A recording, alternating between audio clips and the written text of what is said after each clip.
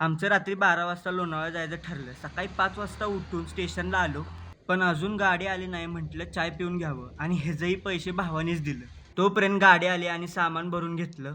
सामान भरून लगेच निघालो. अगोदर वहिनींची गाडी पुढे गेली होती. ड्रायव्हर नवीन असल्याने रस्ता चुकेल याचे टेन्शन होते.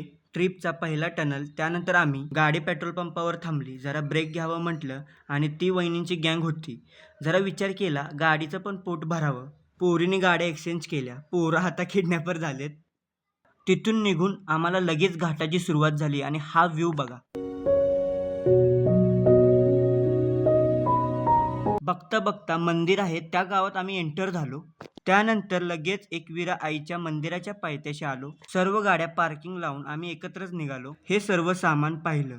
मग पायऱ्या चढता चढता हा छोटा धबधबा दिसला. धबधबा पाहिल्यानंतर येथून मंदिराची सुरुवात झाली. त्यानंतर पावसाळ्यात एकविरा आईचं मंदिर काय वेगळंच रूप घेतं. मंदिरात व्हिडिओ काढण्याची परवानगी नव्हती. मंदिराच्या बाहेर येताच हे काय वेगळंच रूप दिसलं. दर्शन झाल्यानंतर मागे परतलो. जाता जाता हॉटेलमध्ये जेवण केलं आणि दुसऱ्या स्टॉपला जाण्याची तयारी सुरू झाली.